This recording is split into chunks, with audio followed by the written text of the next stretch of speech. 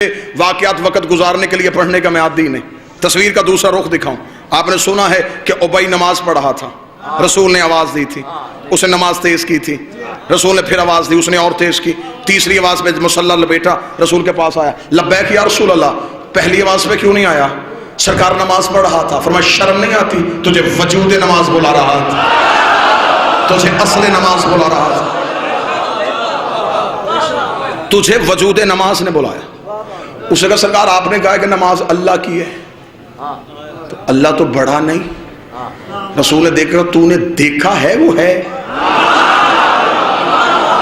سرکار نہیں, سنا ہے نہیں, اس اللہ کو دیکھا نہیں, نہیں, اسے کبھی بولا بھی نہیں, نہیں. مانتا کیوں ہے؟ سرکار آپ نے کہا وہ ہے. فرمایا وہ بھی تو میں ہی بلا رہا تھا.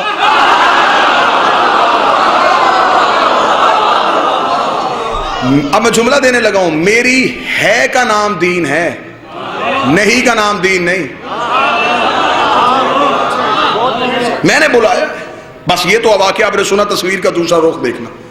ابئی رسول کی محفل سے اٹھا اور صحابہ کی محفل پہ چلا گیا. صحابہ نے کہا ابئی آج چہرے پہ یہ اداسی کیوں؟ ابئی نے کہا آج بوڑھا ہو گیا تھا, آج پتا چلا ہے, شریعت کے مسئلے سے بے خبر رہا. آج مجھے نبی نے پاس بلا کے سمجھایا ہے کہ جب نبی آواز دے تو نماز توڑو اور نبی کی آواز پہ لبیک کہو. یہ مجھے آج پتا چلا ہے. اللہ کی نماز توڑ دی جاتی ہے نبی کے بلانے پہ, اللہ کی تسبیح روک دی جاتی ہے نبی کے بلانے پہ. اتنا کہنا تھا. ابئی نے کہا کہ آج مجھے مسئلے کا پتا چلا. ساتھ بیٹھا تھا ایک 450 سال کا جوان سلمان.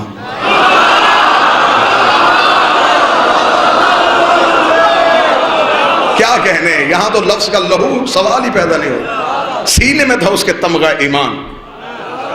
اٹھ کے کھڑا ہو کے لگا کیا کہا تو نے بھائی؟ تجھے آج پتا چلا کہ نبی بلائے تو نماز توڑ دی جاتی ہے, تجھے اب بھی نہیں پتا چلا؟ اس نے کہا اچھا سلمان ابھی بھی نہیں پتا چلا. سلمان نے کہا کل میرے پہلو پہ کھڑا ہو کے نماز پڑھ, تجھے میں بتاؤں کہ وجود صلاۃ کسے کہتے ہیں, حقیقت صلاۃ کسے کہتے ہیں. جس ماتمی نے فرش میں نہیں بیٹھنا, تم نے فضا اور خلا میں جا کے مودت اور ولایت علی کا مزہ لینا ہے. سلمان نے ابئی کو اگلے دن اپنے پہلو میں کھڑا کیا. سلمان نے مصلی پہ آئے, سلمان نے عبادت شروع کی, سلمان نے نماز شروع کی. سلمان نے تکبیرۃ الاحرام اللہ اکبر کہنے کے بعد سلمان نے کہا بسم اللہ الرحمن الرحیم الحمدللہ رب العالمین الرحمن الرحیم مالک یوم الدین ایاک نعبد و ایاک نعبد, ہم تیری ہی عبادت کرتے ہیں. ایاک نعبد پہ سلمان آئے تھے یا نبی کی آواز سلمان. سلمان نے وہیں سے مصلی چھوڑا, نبی کے قریب آئے, لبیک یا رسول اللہ. سلمان پیاس ہے, پانی کا پیالہ پلا. سلمان مشکیزے سے کیا, پانی کا پیالہ بھرا, بسم اللہ پڑھ کے نبی کے قدموں پہ بیٹھا. نبی نے پیالہ پانی کا نوش فرمایا. نبی نے سلمان کو پیالہ دیا. سلمان نے پیالہ رکھنے کے بعد ہاتھ جوڑ کے کہا یا رسول اللہ اجازت. ہاں سلمان واپس چلے جا. سلمان مصلی پہ کھڑا کہا ایاک نستعین اہدنا الصراط المستقیم صراط الذین انعمت. سلمان نے نماز کو شروع کیا. جدھر سلمان نے نماز کو ختم کیا, ابئی نے جلدی سے نماز ختم کی. نبی کے قدموں پہ جا کر کہا بڑھا ہو گیا ہے بطول کی دہلیز میں سجدے کرتے ہوئے, جسے ابھی تک اتنی معرفت بھی نہیں ہوئی. جب اس نے نماز توڑی تھی, اس نے نماز کو سرے سے کیوں نہیں پڑھا؟ اس نے نماز کو شروع سے کیوں نہیں پڑھا؟ اس نے وہیں سے آ کے نماز کیسے شروع کر دی؟ نبی نے بلا کر سلمان تو نماز توڑ کے آیا تھا, جی مولا تو نے سرے سے کیوں نہیں شروع کی؟ نبی کے قدموں بیٹھ کے تھا مولا تجھے تیری عزت کا واسطہ پہلے بتا میں نے توڑی کب تھی؟ میری ٹوٹی کب تھی؟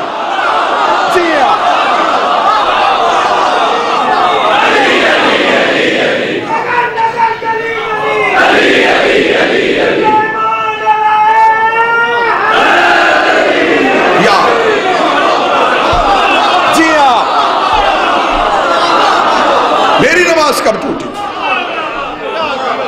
میں تو اطاعت حجت میں تھا.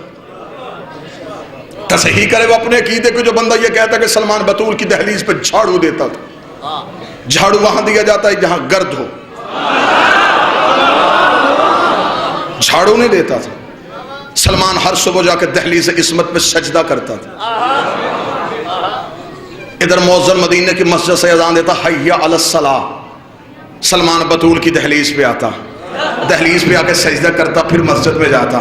ایک دن ایک صحابی نے نبی کی ابا پہ ہاتھ رکھ کے کہا اس سلمان بوڑھے کو یہ تو بلا کے پوچھے حی علی الصلاۃ پہ مسجد میں آیا جاتا ہے، یہ بطول کے دروازے پہ جاتا ہے پھر مسجد میں آتا ہے؟ نبی نے کہا سلمان انہیں کیوں نہیں بتاتا وہاں کیا کرنے جاتا ہے؟ فرمایا انہیں سمجھانے کے لیے جاتا ہوں یہاں اسی کی قبول ہوتی ہے جس پہ وہ راضی ہوتی ہے۔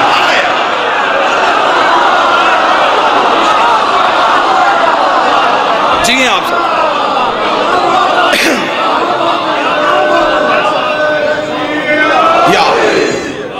عبادت تمہارے اٹھنے بیٹھنے کا نام نہیں، حجت کی اطاعت کا نام ہے۔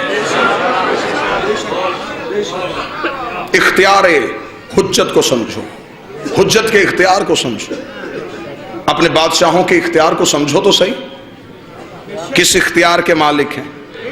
جن کے بہلول، بلال، کمبر، مقداد اور قلندر کے اختیار نہیں پڑھے گئے۔ آج 2 ٹکے کا بندہ اٹھ کے کہتا ہے کہ نہیں سرکار یہ آپ جو کہہ رہے ہیں علی تو ایسا نہیں کر سکتے، اپنی حد میں رہے، اپنی اوقات میں رہے۔ ابھی تو ہم علی کے وجود کے فضائل پڑھے اور تجھ سے برداشت نہیں ہو رہے، ہمیں مجبور نہ کرنا، ہم اس گھر کے جانوروں کی فضیلتیں پڑھنی شروع کر دیں۔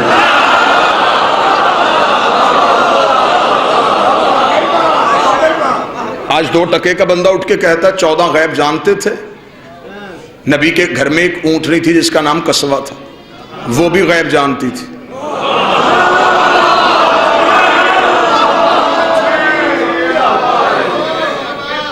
میں شہزادی صاحب کی بات کی پختگی کر رہا ہوں، میں تلاوت بھی کر رہا ہوں اور چہروں کی زیارت بھی کر رہا ہوں۔ سرکار نے کہا تھا کہ آپ کو یہاں پہ سارے ہی ماننے والے ملیں گے، اور الحمدللہ میری نظریں کہیں بھی ایسی نہیں ٹہری جہاں ایک ہلکا سا شکن بھی شک کا آیا ہو۔ حجت کے اختیار کو سمجھو، حجت کی طاقت کو سمجھو۔ نبی کے گھر میں اونٹنی تھی، وہ غیب جانتی تھی۔ سنی کتابوں سے ثابت کر دیتا ہوں، مسجد کا مولوی بھی ثابت کر دیتا ہے۔ رسول مکہ سے ہجرت کر کے جب پہنچے، سارے لوگوں نے کہا یا رسول اللہ ہمارے گھر مہمان بنے۔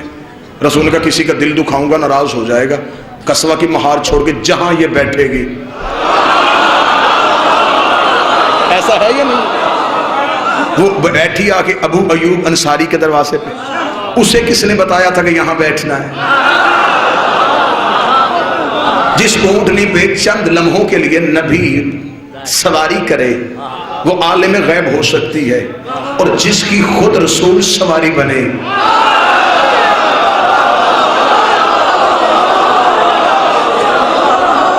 پھر مجھے نہیں سمجھ آتا کہ نیچے والی عالم الغیب ہے، اوپر والا پھر عالم الغیب تو نہیں ہوگا۔ کوئی تو بندہ ہوگا جو ساتھ میرے چلے گا۔ اگر نیچے عالم الغیب ہے پھر اوپر تو عالم الغیب نہیں ہوگا، پھر اوپر تو کوئی عہدہ اور ہے، تو منصب اور ہے۔ اس لیے کہ جب نبی نماز پڑھا رہے تھے جو پیچھے پڑھ رہے تھے وہ عابد تھے، جو پڑھا رہا تھا وہ عبد تھا۔ سبحان اللہ اسرا بعبدہ، خدا نے خود اسے عبد کہہ کے بلایا۔ جو پیچھے تھے وہ عبد نہیں تھے، وہ عابد تھے۔ جو آگے تھا وہ عبد تھا، جو اوپر تھا وہ معبود تھا۔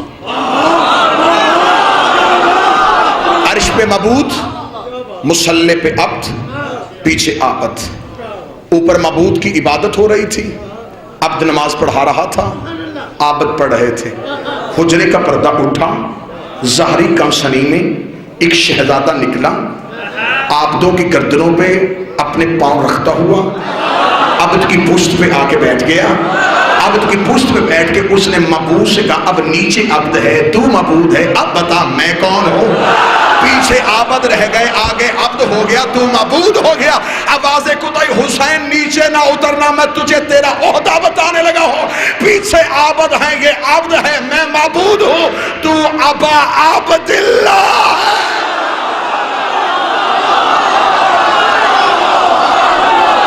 جی ہاں،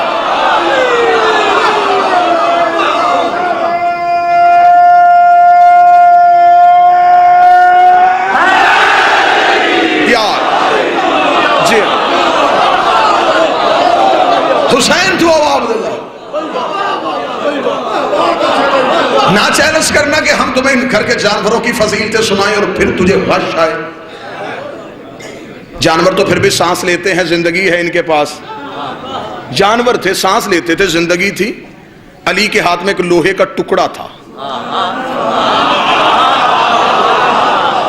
شیرازی بادشاہ زمانہ تلوار کہتا تھا، علی ذوالفقار کہتے تھے. کتابوں کا انبار ممبر پہ لگاؤں گا. بہت سی جنگیں ایسی ہیں جہاں پہ جا کے علی قبضہ تلوار پہ ہاتھ نہیں رکھتے تھے. علی ذوالفقار کو ہوا میں چھوڑ دیتے تھے. ذوالفقار ہوا میں لہراتی ہوئی آتی تھی، 3 گردنیں کاٹتی تھی، 4تھی چھوڑ دیتی تھی، 6 کاٹتی تھی، 7ویں چھوڑ دیتی تھی، 10 کاٹتی تھی، 11ویں چھوڑ دیتی تھی. مالک اشتر نے قدموں میں بیٹھ کے کہا، یا علی یہ تیری تلوار گردنیں چھوڑ کے کیوں چلتی ہے؟ فرمایا گردنیں چھوڑ کے نہیں چلتی، شجرے دیکھ کے چلتی ہے، نسلیں دیکھ کے چلتی ہے. آئے ہائے ہائے، کیا جنت کا ماحول، کیا جنت کا ماحول.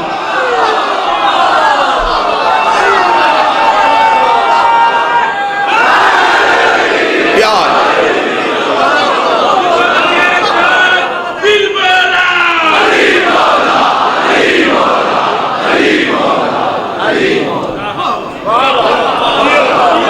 تو یہ تو بے جان کے فضائل سنائیں تو لوگ پریشان ہو جائیں.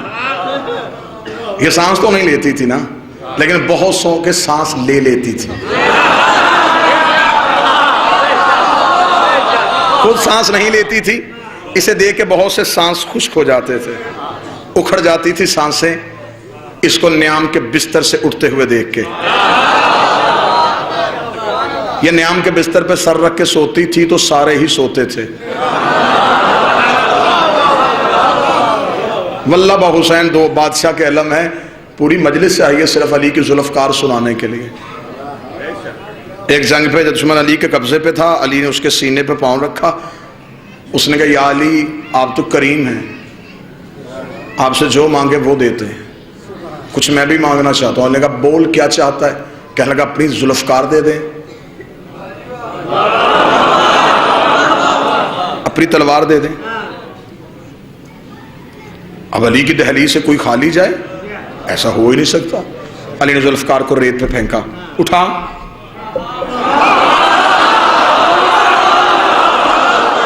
اٹھا. اس نے ذہن میں سوچا کہ جلدی سے تلوار اٹھاؤں گا، الٹا وار علی پہ کروں گا. پھرتی سے اٹھا، ہاتھ تلوار پہ نظر علی پہ، ہاتھ تلوار پہ نظر علی پہ، ہاتھ تلوار پہ نظر علی پہ. زور لگا رہا ہے، اٹھنے گئی، زور لگا رہا ہے، ہلنے گئی. جب زور لگا کے تھک گیا تو وہی ہاتھ علی کے قدموں پر رکھ دیے، رکھ کے کہنے لگا، یا علی معاف کیجئے گا، ہزاروں دفعہ اس تلوار کو آپ کی انگلیوں پہ لہراتے ہوئے دیکھا ہے، میں نے پورا زور لگایا، یہ ہلی کیوں نہیں؟ علی نے چہرے پہ ہاتھ مار کے کہا، بدبخت، میں نے تلوار دی تھی، اپنا بازو تو نہیں دیا.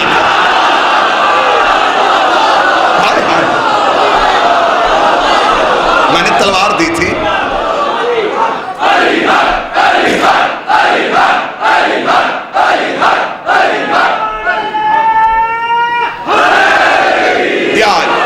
وہیں پہ کسی شاعر نے کہا، کافر ہو تو شمشیر پہ کرتا ہے بھروسہ، مومن ہو تو بے تیغ بھی لڑتا ہے سپاہی. حجت کا اختیار یہ تھا. بس ختم کروں اور یہیں پہ 2 جملے سن لینا. یہ تھا اختیار حجت. امام حسین مکہ سے نکل کے کربلا پہنچ گئے اور حسین کربلا میں جا کے اختیار حجت بتا رہا تھا. اگلا اختیار کسے دے دیا؟ اپنے وقت کے علی کو. یہیں پہ جملہ سنیے گا، بہت کم ہوتے ہیں اس بادشاہ کے فضائل منبر سے پڑھے جاتے ہیں. میں شہزادے کا فضائل پڑھنے لگا ہوں، آؤ میرے ساتھ مل کے دہلیز عصمت پہ سجدہ کریں. ملعون یزید شام میں رہتا تھا اور اس نے مدینے میں بیٹھے ہوئے حسین سے بیعت کا مطالبہ کر لیا. آج زمانہ یہ سمجھتا ہے کہ سجاد خون روتے تھے، سجاد لہو روتے تھے. شاید سجاد ہر وقت صرف روتے ہی تھے. اختیار حجت بتانے لگا ہوں. یہ تھی سجاد کی بہادری، یہ تھی سجاد کی طاقت. اس جملے پہ نوجوان سے کیا بچے سے دل سے داد نکلے گی، کیونکہ یہ محنت کا جملہ نہیں، عطا کا جملہ ہے. جملہ خود بولے گا کہ میں شہزادی کی عطا ہوں. مجھے 14 کی طہارت کی قسم، جس یزید نے مدینے میں بیٹھے ہوئے حسین سے بیعت کا مطالبہ کر لیا تھا، پورا 1 سال سجاد اس کے قید خانے میں بیٹھا رہا، اس نے سجاد سے بیعت کیوں نہیں مانگی؟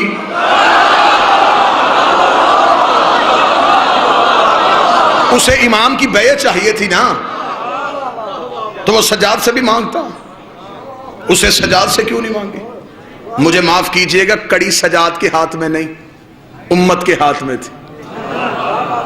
قیدی امامت نہیں تھی، امت تھی. جتنی دیر میرا بادشاہ قید خانے میں بیٹھا رہا، یزید ایک رات بھی نہیں سو سکا. بے چین کر دیا سجاد نے اسے. اس لیے تو شاعر نے کہا تھا بستر جو مخملی تھا اسے خار کر دیا، بستر جو مخملی تھا اسے خار کر دیا، سونا فرعون شام کا دشوار کر دیا، نیند اس کی باندھ کی زنجیر پا کے ساتھ سجاد نے یزید کو بیمار کر دیا.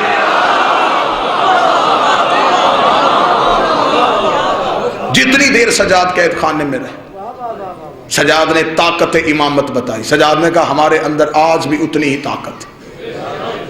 اس نے حسین سے بیعت مانگی، اور کیا کہنے حسین ابن علی تیرے بیعت کے انکار کے. زمانہ جب تک حسین حسین کرے گا حسین کے لفظ یاد آئیں گے، حسین کے جملے یاد جائیں گے. جہلم کا قدیمی عزادار مجمع، ولایت والا چہروں پہ علی ولی اللہ کی مسکراہٹ والا مجمع اس لفظ کو سنے گا. جب یزید نے ولید کے دربار میں حسین سے بیعت کا مطالبہ ولید کے ذریعے سے کیا تھا، ولید نے کہا تھا یزید کا مطالبہ ہے حسین وہ آپ سے بیعت چاہتا ہے، وہ حسین آپ کیا جواب دیں گے؟ امام حسین نے 26 رجب کو شاہ صاحب ولید کے دربار میں کھڑے ہو کے ایسا طریق ساز جملہ کہہ دیا جسے قیامت تک کے لیے کوئی دشمن حسین مٹا نہیں سکا. حسین نے کہا وہ کہتا ہے کہ میں اس کی بیعت کروں، اسے صرف میرا اتنا جواب لکھ کے بھیج دے، انا حسین ابن علی، انا حسین ابن علی، انا حسین ابن علی. اس نے کہا یہ پورا عرب جانتا ہے کہ آپ علی کے بیٹے ہیں، آپ یہ بتائیں بیعت کریں گے یا نہیں کریں گے، بیعت کریں گے یا نہیں کریں گے. حسین نے کہا تو صرف اسے اتنا لکھ کے بھیج کہ انا حسین ابن علی.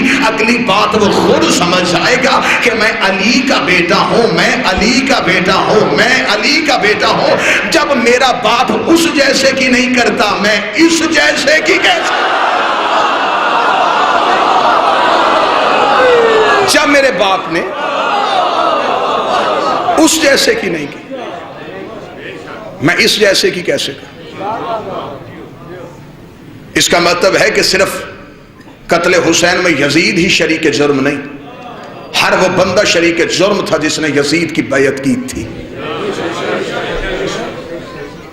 جنہوں نے یزید کی بیعت کی وہ اس دور کے مسلمان تھے، ابھی نبی کو دنیا سے گئے 50 سال نہیں ہوئے تھے. اس کا مطلب کہ نبی کے دور کے صحابی موجود تھے جنہوں نے نبی کے دور میں نبی کے ہاتھوں پہ بیعت کی. انہوں نے بیعت توڑ کے یزید کے ہاتھ پہ کی. اور یہ ہے تاریخ اسلام کا ایک بدنما دور. داد آپ نے میری سوچوں سے بڑھ کے دی، توقع سے بڑھ کے دی. اب اس جملے کو محفوظ کر لیجئے گا. یہ تھا تاریخ مسلمان کا بدترین دور کہ رسول کے جانے کے 50 سال بعد یزید جیسا ایک فاسق، فاجر، بدکار مملکت اسلامیہ کا وارث بنا، اور اس دور کے مسلمانوں نے یزید کی بیعت کی.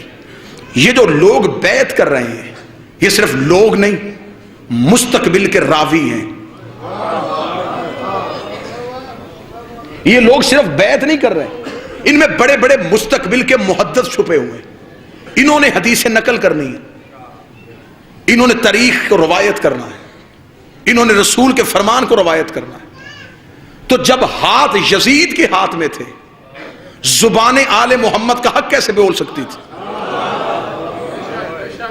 پھر اس دور میں جو تاریخ بنی، آج کے مسلمان نے اسے مستند اس لیے سمجھا کہ یہ نبی کے فوراً بعد بنی تھی، جبکہ نبی کے فوراً بعد یزید کے ہاتھ پہ بیعت ہو گئی تھی.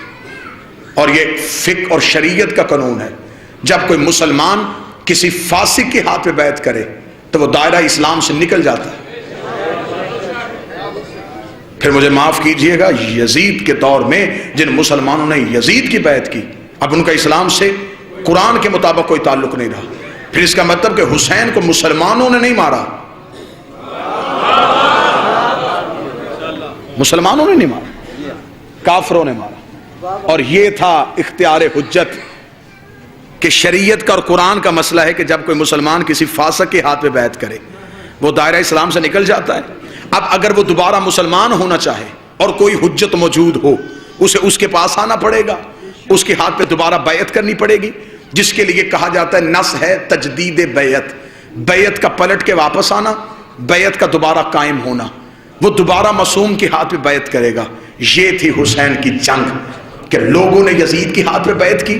اس کا مطلب نبی والی بیعت ٹوٹ گئی، علی والی بیعت ٹوٹ گئی، حسن والی بیعت ٹوٹ گئی، لوگ دوبارہ زمانے جہلیت میں چلے گئے، حسین اپنے 72 لے کے کربلا سو گیا، اگلی حجت 1 سال کے لیے قید خانے میں بیٹھی رہی۔ اب مجھے طریقہ مورخ بتائے کہ وہ پورا 1 سال امت کافر رہی ہے یا مسلمان رہی؟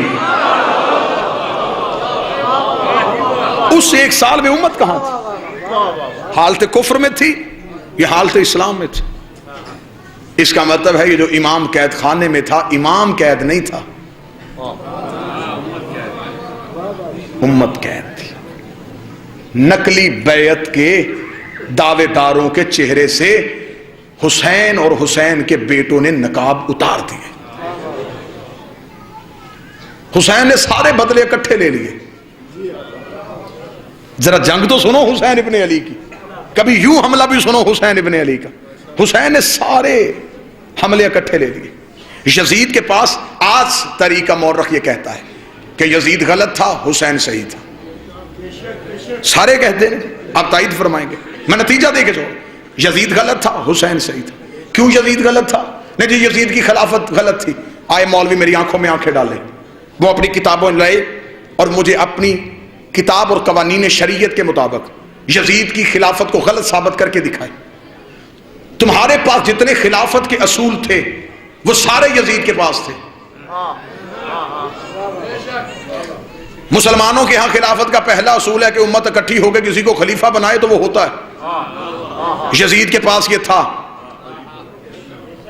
پڑھے لکھے احباب تشریف فرمائیں، اجماع امت یزید کے پاس تھا، اجماع ہو گیا تھا امت کا۔